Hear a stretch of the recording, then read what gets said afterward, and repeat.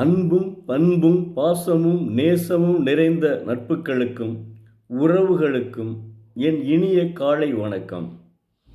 இன்று ஒரு குறள். அதிகாரம் 88. பகைத்திறம் தெரிதல். பகை என்னும் பண்பு இலதனை ஒருவன் நகையேயும் வேண்டற்பாற்று அன்று. குறள் எண் 871.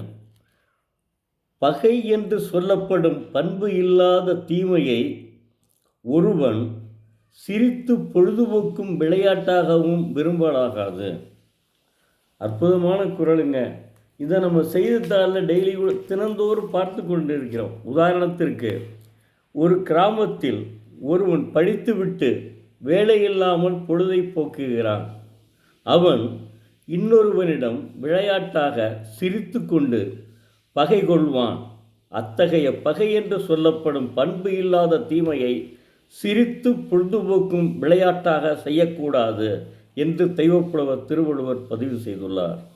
நாம் நாளிதழில் இத்தகைய செய்திகளை படித்துள்ளோம்.